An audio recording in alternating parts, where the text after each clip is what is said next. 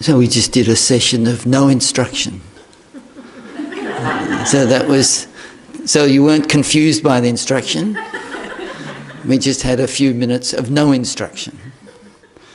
So what happened? What happened in your mind? Not much, it was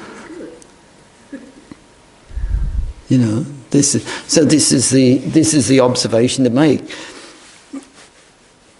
Unfortunately, the circumstance here, the image of the Buddha, unfortunately it does affect our mind, and so we think, oh well, I'm here, I better do something virtuous. I better do something, follow the right thing, whatever that is. I don't know what it is, but I better do something that I think is the right thing. So I'd be interested to hear that few minutes. What happened in your mind? Unfortunately, the circumstance leads us to think, well, I should be meditating, whatever that is. And he's sitting up there, looks like he's doing something. I don't know what he's doing, but maybe I need to do something like that. Don't know what he's doing, but look at him sitting there. What's he doing? Did I miss the instruction? You're sitting there thinking, did I come in late and I've missed the instruction? What's going on? Anyway, this is the point. Observe the mind. What is the mind doing? So, let's have another crack. Let the mind be free. And some of you have interpreted that in different ways, which I know a few of you have shared which it's very, very interesting. So, but here, just like we would have done last night at 7 p.m, our mind just did whatever it felt like doing. And so let's say for a minute or two, try to have that experience of just let the mind do its thing. But the difference is this time, observe. Try to learn what it is that your mind does when it's just left to its own devices. So have some idea of observing the way the mind is working. So let's just try that again for a very short time.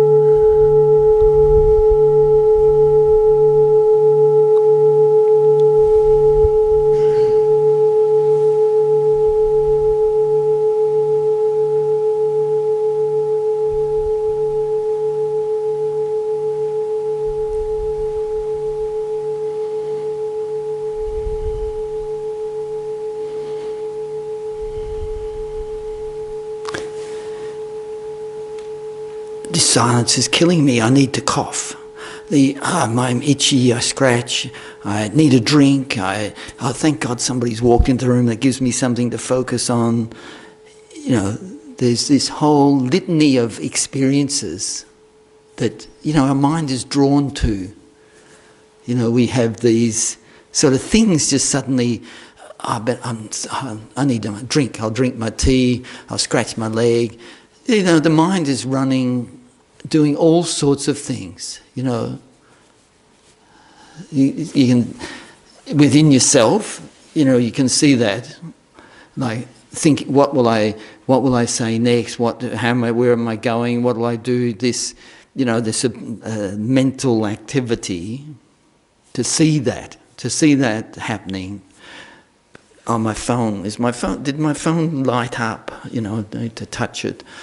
So all these things that are going on, even the space of 2 minutes, you know, things happening, a mind going here and there. So we need to learn from that. Just this is the reality of my mind, darting from one thing to another constantly.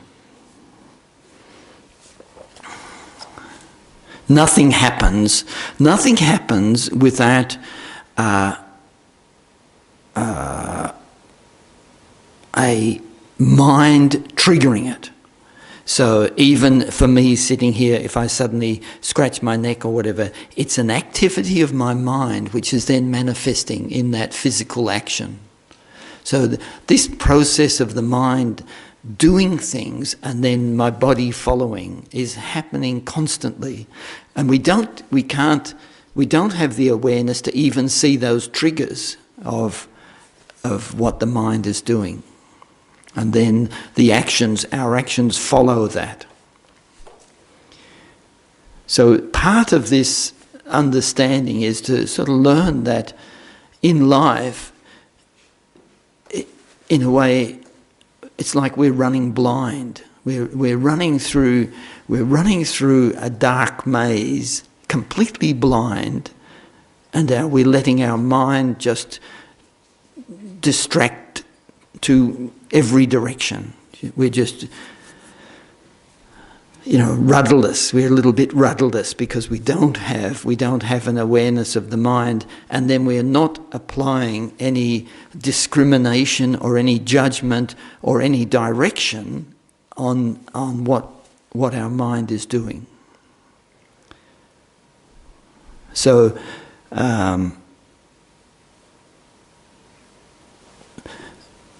the idea of make the switch, you know, when in my mind, when I thought when I was looking, Geshe Doga had said, you know, maybe do a one-day course, so I was then thinking, so what topic do I want to work on? And I spent a week or two sort of thinking, well, nothing was clear to me about what was the topic, and then I guess in my own thinking, I've been trying to examine, you know, like a little bit what I've been talking about in my Monday nights. The idea of a gap between the reality of me as a person and what I'm doing, what I'm experiencing, and then this aspirational view, which in my case is sort of like a Buddhist idea of some development or progression or ethic, you know, some sort of idea of this, a vision of a developed person. And so we have an aspiration to some sort of concept like that, but the reality of my behaviour and my experience is something very ordinary and something very maybe deceived in a way. But if I look, I can see there is definitely a gap. There's a gap between the reality of myself and then this aspirational ethic that I aspire to. You know, that sort of thing. So where that gap comes from is because my mind is following some very, very ordinary agenda of maybe still hooked into the sensual world. We're still totally, we're conned or we're deceived with this underlying belief that 100% of my happiness will come from manipulating the world, manipulating the external world into a certain controlled, selected experience, and then because of that, I will be happy. So I have been deceived or conned by this physical world into thinking that that is the path to my happiness and satisfaction. But in the face of that belief, I actually find that I am dissatisfied. I am not comfortable, not content. I experience discomfort, discontent, even though I'm putting so much effort into acquiring wealth or to manipulating my circumstance. So to understand why, and so the Buddha taught the Four Noble Truths, and the first of the Four Noble Truths, and I will use a different translation of it, is the truth of dissatisfaction. The truth of dissatisfaction, that our whole worldly experience is pervaded by a truth of dissatisfaction. No matter what we do, because we are led by these sensory experiences, no matter what we do, the result will be dissatisfaction. And partly the contributor to that is the fact that we have physical happiness and we have mental happiness, and to a large degree we have pretty much ignored mental happiness because we're working under this misbelief that mental happiness is due to the perfection of our physical sensory experiences. And that's what we have to test. We have to test whether that theory is correct or not correct. Because it's a theory. And we have to test whether our life experience shows that that theory is correct or shows that that theory is not correct. And so I think for me, I keep coming back to this point myself to try to understand whether I am yet convinced that the mental happiness, developing my mental happiness, is really the number one priority. And that's why in my life I can say, well, there is a gap. There's a gap between my actual experience and the way I'm living my life, and then this aspirational ethic or this aspirational model. And that aspirational model is the full acceptance that my mental state is the predominant factor in my happiness and my freedom from suffering. Am I yet convinced of that? And that's why I keep returning to this question. Like today, I'm returning to that same question. Have I become convinced that the role of my mental attitudes and my mental selections, the state of mind that I select, is that producing happiness and freedom from suffering that I seek? So this may be a new conception a new idea to say that I am selecting my mental state. Okay, so our normal experience is that I'm not selecting my mental state. I am the victim, or my mental state is just the mere outcome. My mental state is the mere outcome of my experiences. So my enemy walks through the door, the person that annoys me. or let's say somebody is coughing, and so you think, oh, that's such an annoying cough. And so then the mental state, we think that my mental state is dictated by that sensory experience.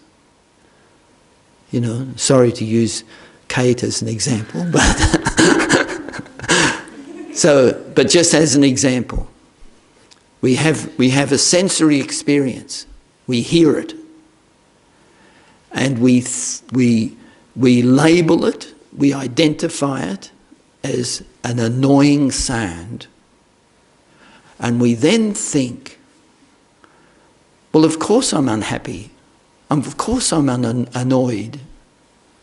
Of course I'm disturbed, because the physical, we say to ourselves, the physical reality of what I've heard is absolutely disturbing, annoying, unpleasant. We put all this onto it. And so we feel entirely, justifiably, definitely annoyed. We think, so, I mean, this is just a process that we are actually doing all the time. So I am absolutely righteous in thinking that cough is, sorry Kate, that cough is so annoying.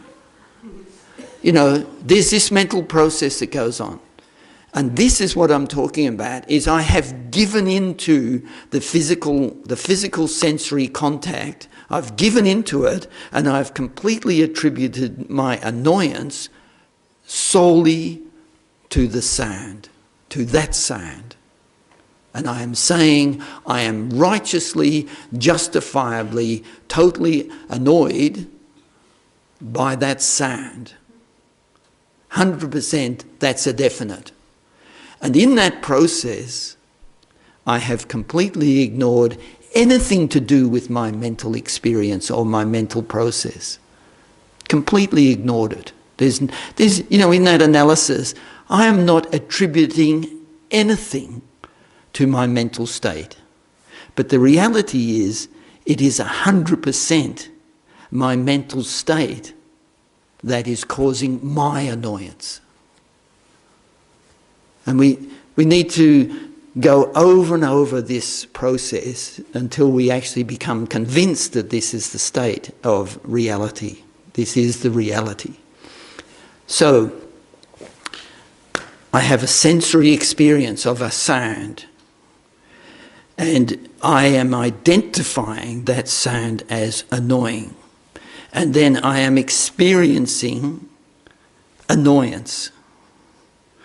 And then from that there will become an embellishment and an increasing maybe even anger or annoyance or a pathway to a solution. So we generate anger and annoyance, and then we have a plan.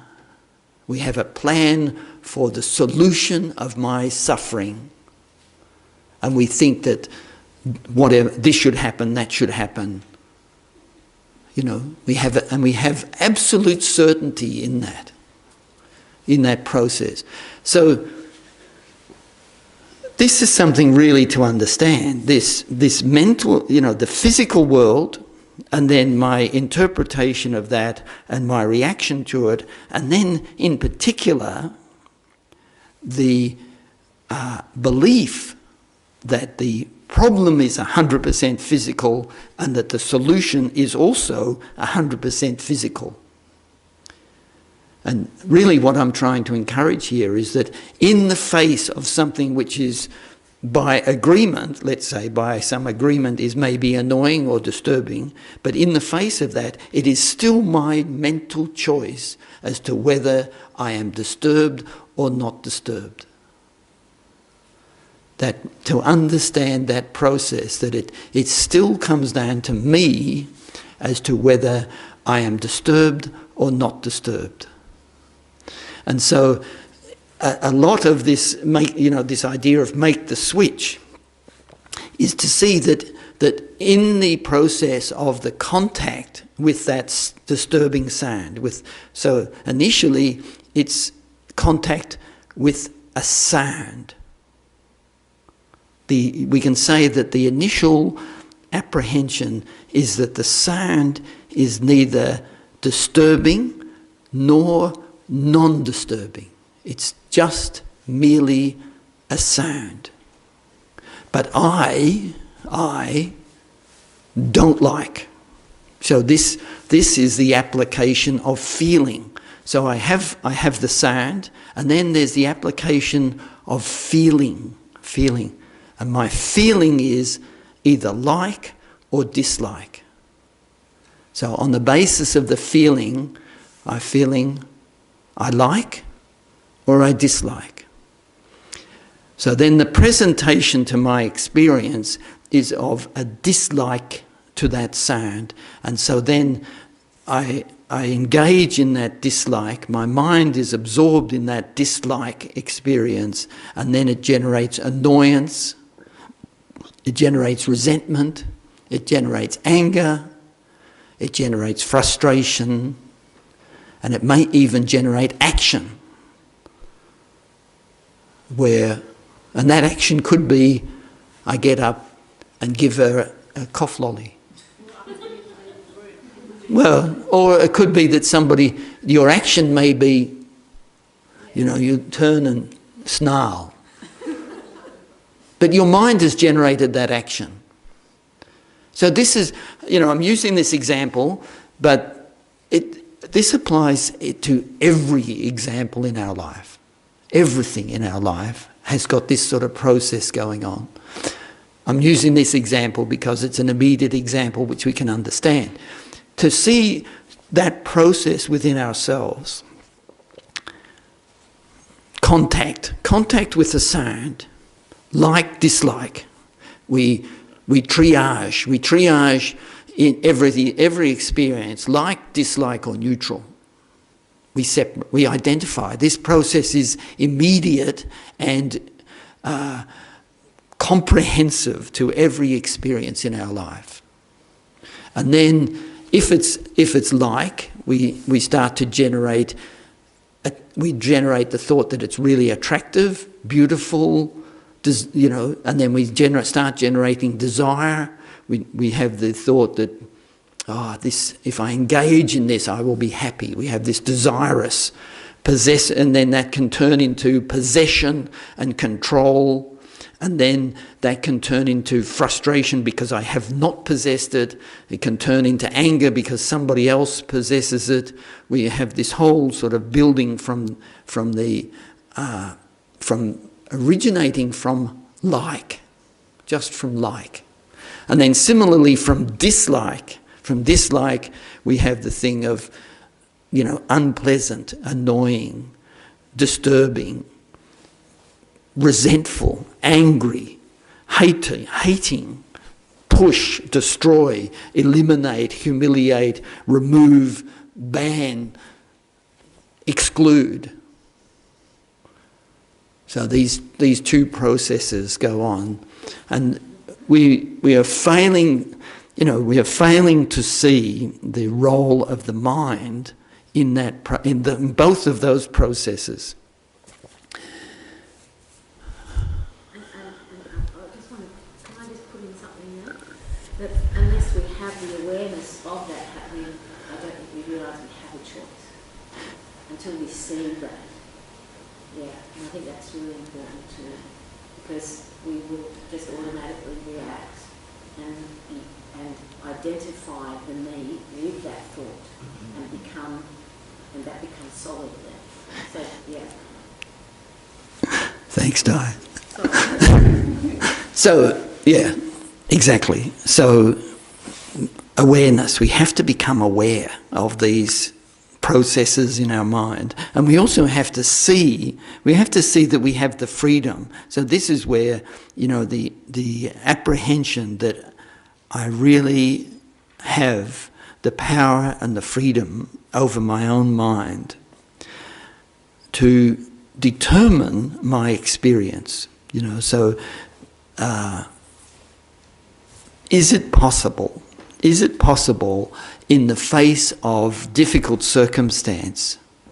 Is it possible in the face of difficult circumstance that my mind is still peaceful, that my experience is still a joyful, a peaceful, a happy experience? So this is really the aspirational state, that I think the example that the Buddha gave us is that, yes, it is possible in the face of the extreme of like and the extreme of dislike. In both circumstances, there is the opportunity for my mind to be peaceful, calm, stable, clear, content, happy, relaxed, undisturbed, completely free of resentment or anger or aggression or controlling, some sort of controlling, dominant, superior, arrogant attitude, completely free of all of those attitudes, that is possible.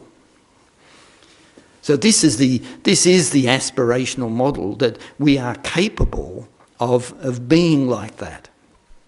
The possibility of change, that the possibility of change is absolutely possible to do this. But I believe that to get to that point, there's some really key basic understandings, and I think of all of them, this one that I spoke about earlier, we have to really understand this relationship between the exterior and the internal. If we make the division, the exterior is all of our sensory contacts, the object that the senses contact, and even we could say the senses, the senses themselves, we can call that the external world. And the internal world is our actual experience and the mental states that we have and the process of thinking and identification and emotional experience that we have. So you could say there's these two worlds, the exterior world and the internal world, and they interact, absolutely they interact. But what matters to us, what absolutely matters to us, is our experience, my actual experience. That's what really matters, because that is what I am actually experiencing.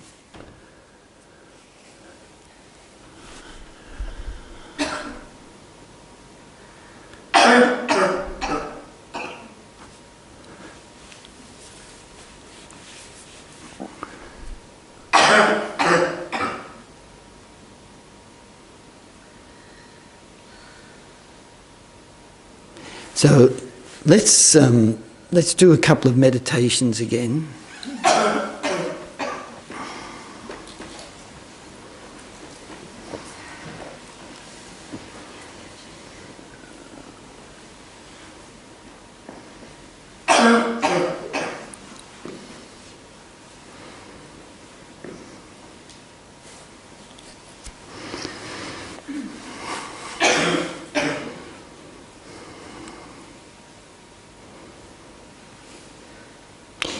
So I'll try another meditation, which some of you may have done before. So in this meditation, because it's a little bit in line with the example that we've been going through.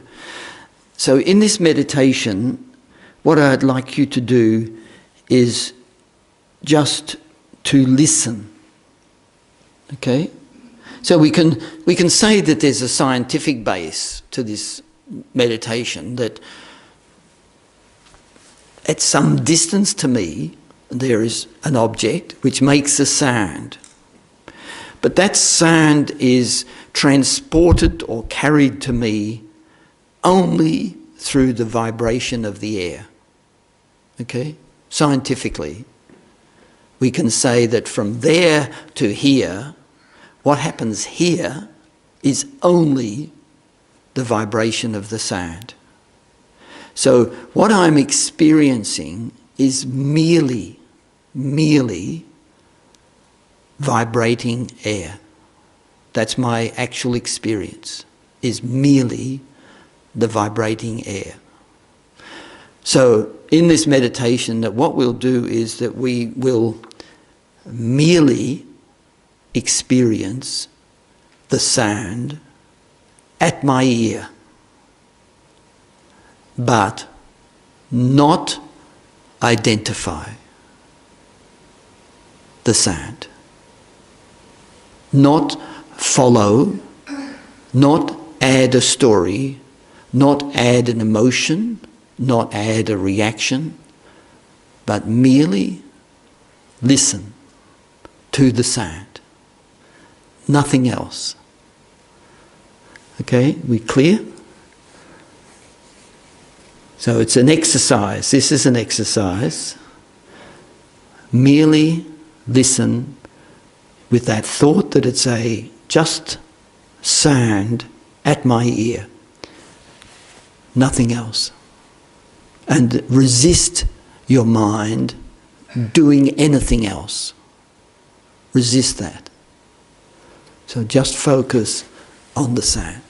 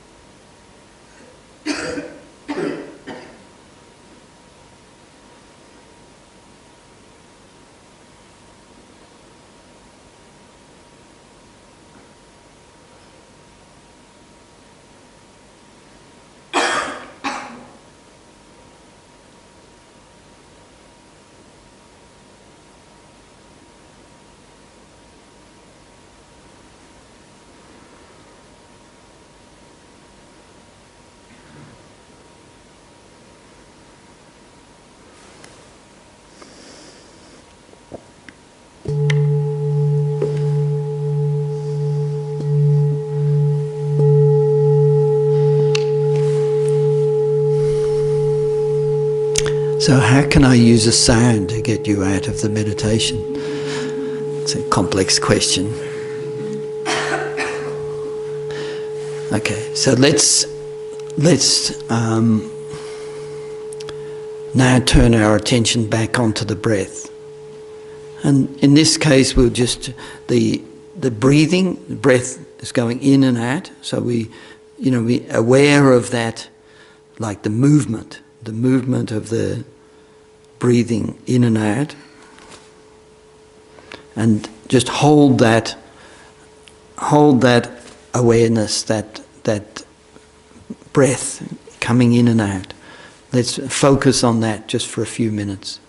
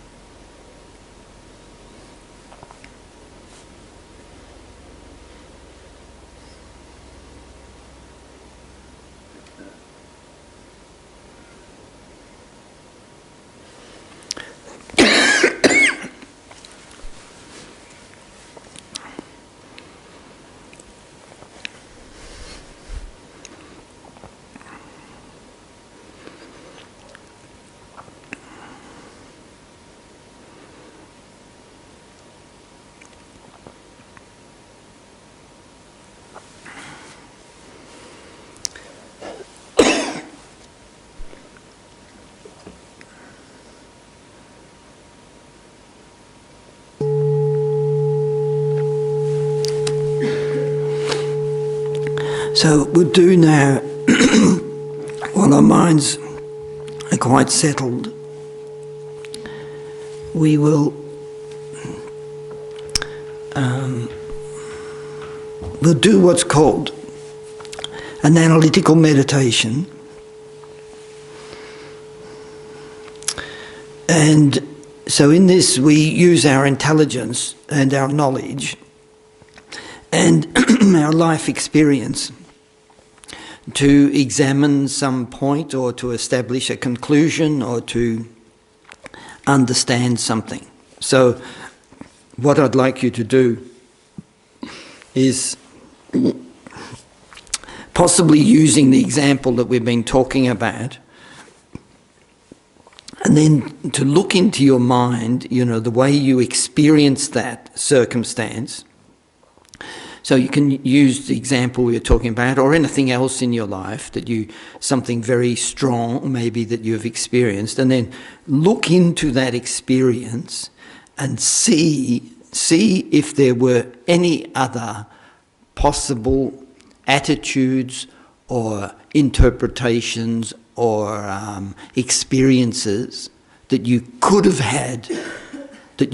had in that circumstance that maybe would be more conducive to your happiness. You know, so to examine a situation where, you know, in the past, some circumstance where you have interpreted it, experienced it in a certain way, and now with the benefit of hindsight to examine whether a different mental attitude would have changed your experience and your perception of that circumstance.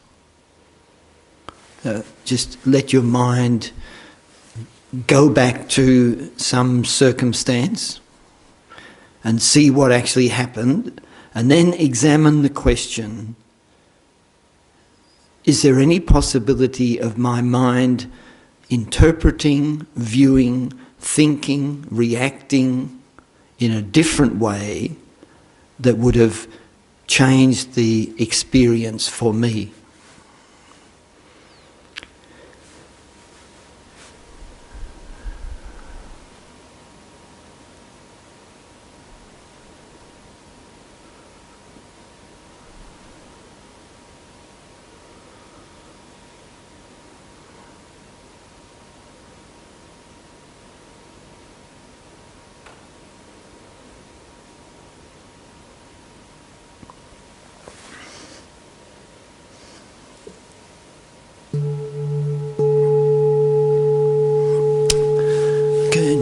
Bring your concentration back.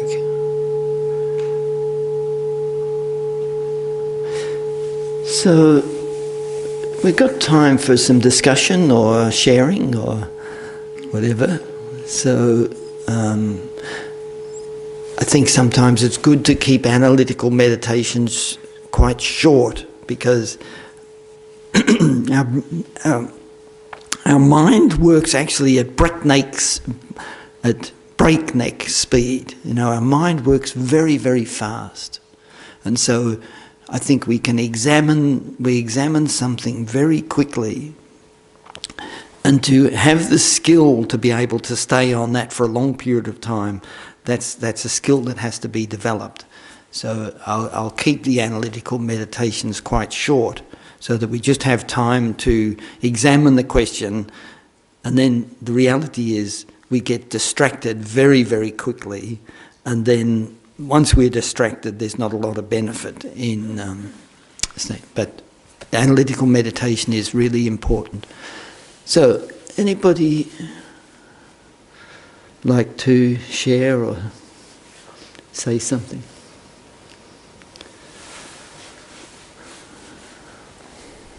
About their experience in any of those meditations?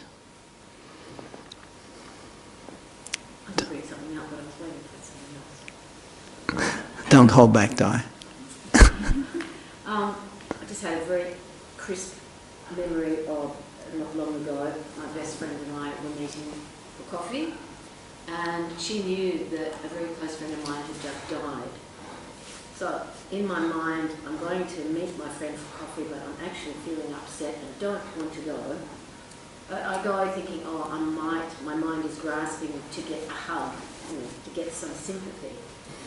Go to coffee, but my friend doesn't offer me a hug. It's just straight to the menu and coffee and look and have. And the conversation somehow goes to Paris, the bombing of the cathedral. Yeah.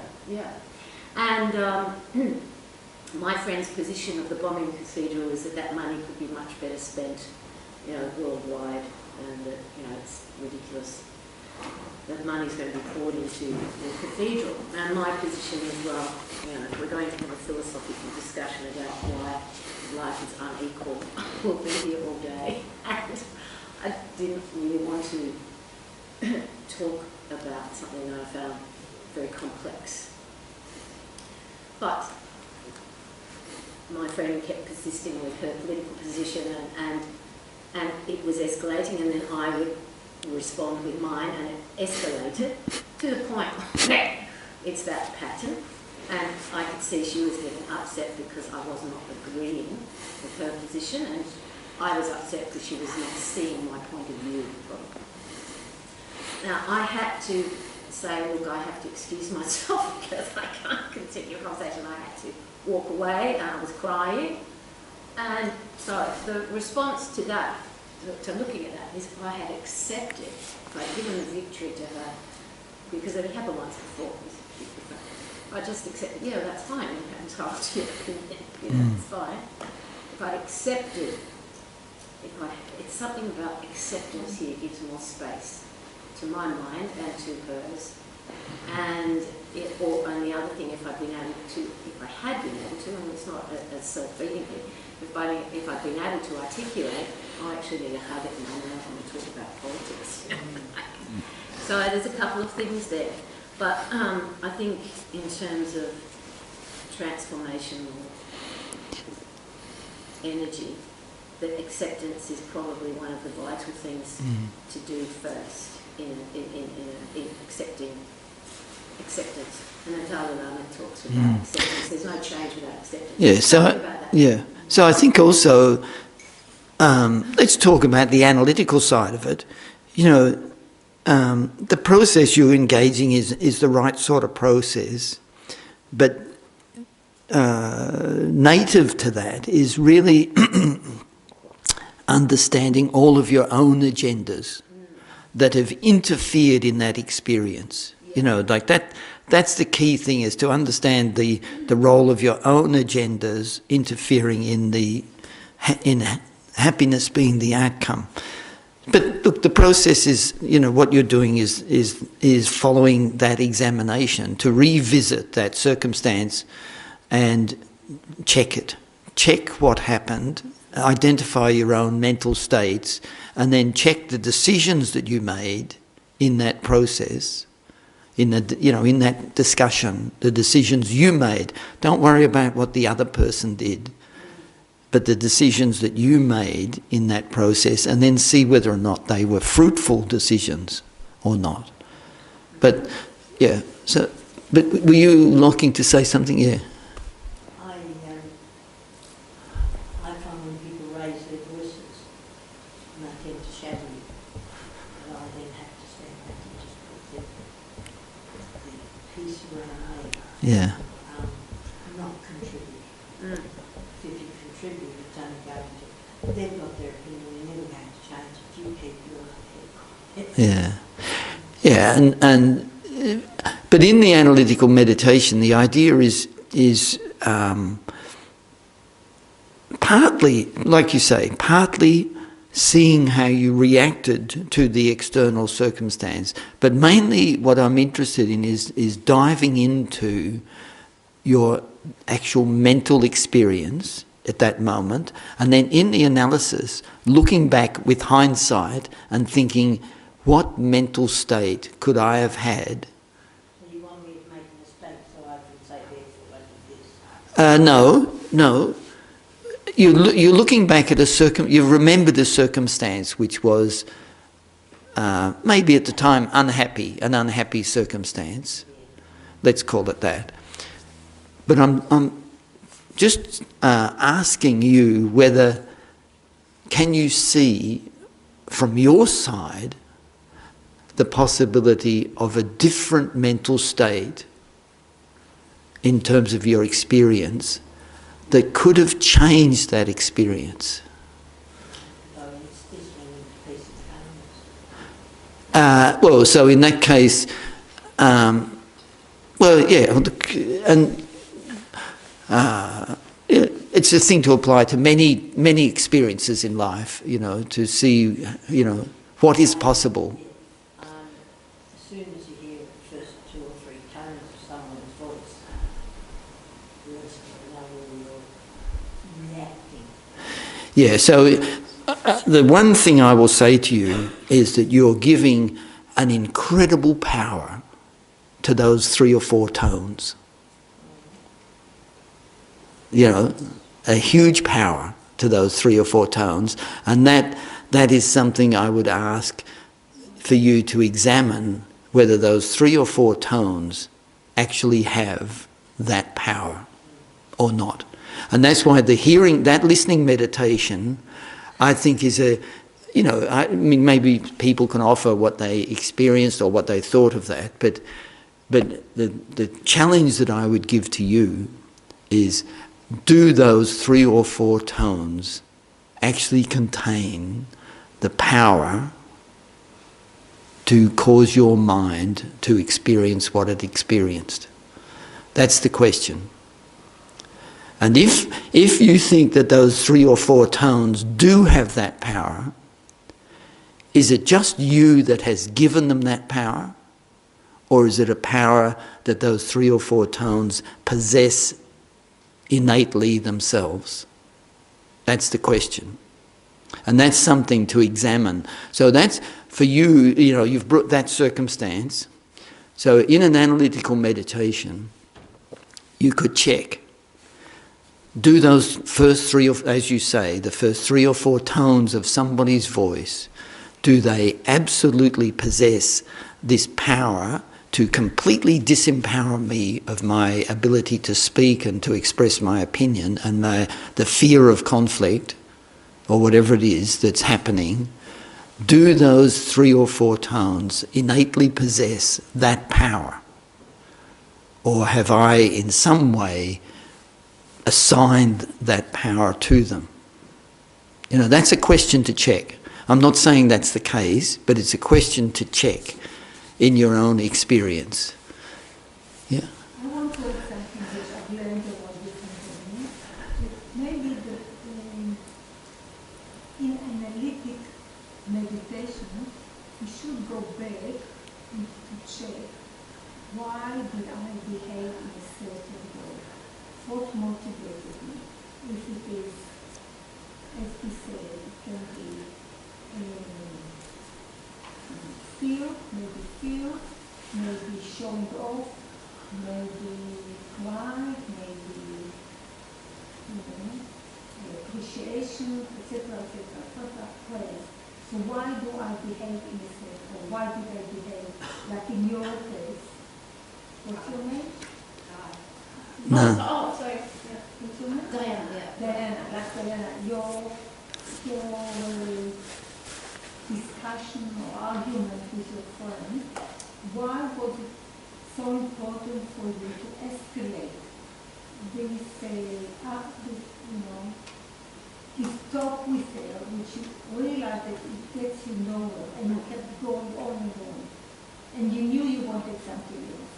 So maybe the idea is, in analytic meditation, to see why did you do it, because you were frustrated with her, you wanted, was a different way to show that you are frustrated. Yeah, because I didn't get what I wanted to show, oh no, I'm not taking it. Sorry. Or to show off, or to prove. Sure, very sure, yeah. Yeah, so look, I think this is where analytical meditation is absolutely key. But, you know, initially we do an analytical meditation and we learn one little thing. You know, we learn something. We might come back later to the same circumstance and we'll learn something extra. And we come back again, we learn another thing. As our understanding deepens. And so, I sort of pushed you a little bit to understand what was going on. And so then it poses a new question for you. Why am I, let's say, why am I giving this power to those sounds? No, yeah. So anyway, these are the questions to so the first part here is we're looking at, what I've heard. I'm hearing this disturbing sound, and I'm reacting in a certain way. And then, in your case, you're applying an antidote to that, and you're seeking a peaceful place.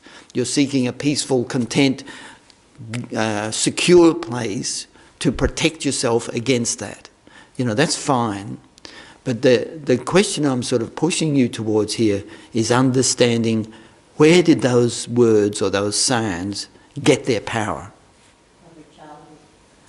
For you, yeah. And then that's something to understand. And so this process of using your hindsight, going in and seeing what different mental attitudes are possible to give you peace.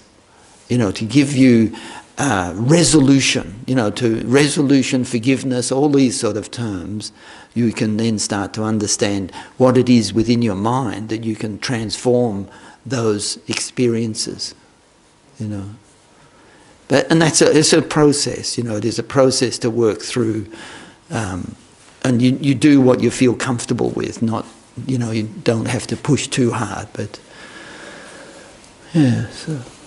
Yeah. Going back to you saying about how the sensory world won't cause you happiness, but I think someone. I don't think I said that. Oh, as in it won't. Didn't you say that? No, I said it won't cause you happiness without the cooperation of your mental state. Yeah. So I'm saying that your labelling of like a dissatisfaction to like a coughing or say a jackhammer, when you put it. Another example. Yeah, not the same example. Okay. Yeah. Because surrounding yourself with nice things like a bird song or something nice to smell, wouldn't that bring you a more pleasant sensation that won't cause you give you happiness? Is that? Well, this is what I'm asking you to check in your life. Is does the physical experience, the nice bird song, beautiful, the birds are so beautiful, does that guarantee you a happy experience? Okay, that's the question. So you check, something that you attribute, the beautiful, soothing words of your girlfriend at one time will be nothing but a source of happiness, and then maybe later on nothing but a source of annoyance. But the voice may not have changed. This is something to understand. The actual quality of the voice, the sound, the words may not have changed, but your experience can go from pleasure and happiness to annoyance and resentment. Having bird song at 3 a.m. is trying to sleep is annoying, as opposed to 3 p.m. It's So, I hope I did not say that the physical world cannot give us happiness, but the truth is it cannot solely give us happiness without the cooperation of my mental state. And so then when we dive in deeper, we can see that the unpleasant circumstance similarly cannot give me suffering and unhappiness without the cooperation of my mental state.